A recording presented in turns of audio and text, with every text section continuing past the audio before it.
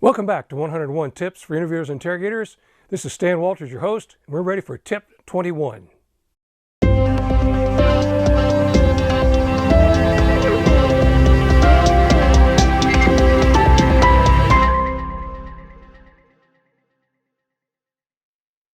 Tip number 21 of our 101 Tips for Interviewers and Interrogators.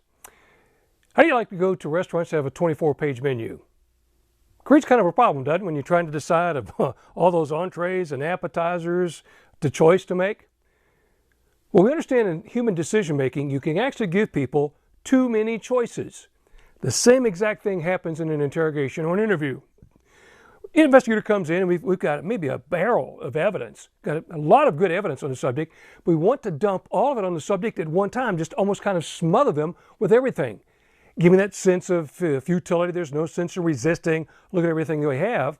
And all the subject has to do is say, I got nothing. No to everything. We've loaded the subject up with too many choices. When you give people too many choices, three things happen. Number one, it slows down their ability to make a decision. Number two, they become frustrated because there's too many choices to make. And number three, the most important thing is they'll reject everything. So think of your case, no matter how many pieces that you have, present it to the subject one piece at a time. Kind of thing like if you're working on a computer and you're only opening a window at a time, and each window has a piece of information in it. You know how the windows stack. Okay, you got 1, 2, 3, 4, and so forth back up each other. If you give a subject too many choices and leave things unresolved, you overload the thinking process, you slow down decision making, and your subject's frustrated. So what we do, start with the information that's probably the easiest to get by with.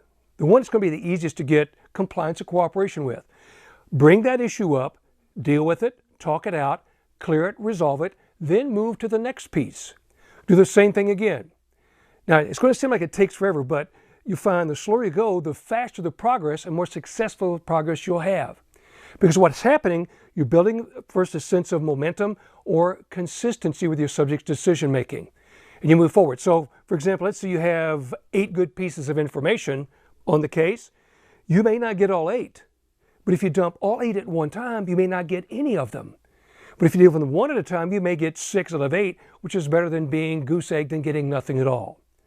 So look at the evidence, look at your case, and remember, go back and look at another series we had, SUE, S-U-E, strategic use of evidence.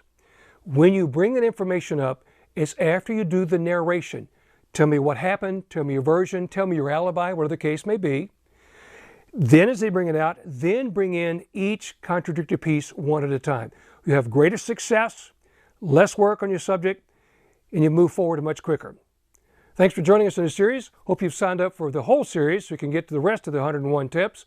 Please be sure to connect with me at Facebook, LinkedIn, Twitter, Instagram. I'd like to connect with you and keep you advised of all the resources that I'm trying to develop for professional interviewers. And if you will, please share this link with somebody else. I want to get as many people involved and get in this free resource. I'd like to get that information in the hands of interviewers to make them all as successful as we all want to be. Good to see you again. Please be safe. Come back again and we'll look at tip number 22.